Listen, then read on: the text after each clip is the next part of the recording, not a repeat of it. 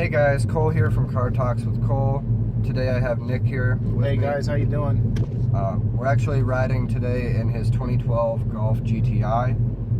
But today guys, we're actually going to talk about the 2016 CLA 45 AMG. And the 2016 BMW M2. So first off guys, we'll talk a little bit about the specs. The engine in the CLA is actually a 2-liter turbo that produces 375 horsepower and 350 foot-pounds of torque. And the BMW M2 has the 3.0-liter inline-6 turbo that produces 365 horsepower with 343 foot-pounds of torque. So actually the CLA is a little bit more powerful, but not by a lot.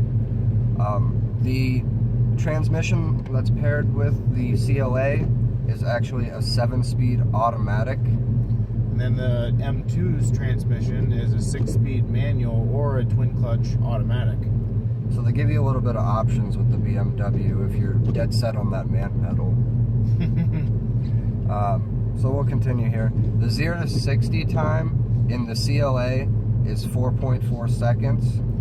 0 to 60 time in the M2 with the 6-speed manual, it's 4.2, but with the twin-clutch automatic, it's 3.7. So the BMW actually does beat out the CLA in the 0 to 60 time there. So the quarter-mile time for the CLA is 13.3 seconds. And the quarter-mile time for the BMW M2 is 12.7. So a little bit faster there as well. The top speed of the CLA is 155 miles per hour. Top speed of the M2, 163. So again, a little bit quicker. And one weird fact that we found out, guys, the curb weights on them are exactly the same with 3,450 pounds. So it's a little bit weird, but kind of interesting. So when it comes down to the exhaust on the CLA, it actually is a little bit quieter, but under throttle it becomes louder and has like a raspy sound to it, and every shift it makes, it's backfiring, so it sounds pretty nice. And then with the M2s, it has a very nice grumble to it, more like a muscly sound from the quad tip exhaust, and it kind of reminds me of a WRX a little bit. But whenever you put it under throttle, it does have that muscle to it. It's got that German muscle. So with the CLA, the suspension is a little bit softer than the M2s.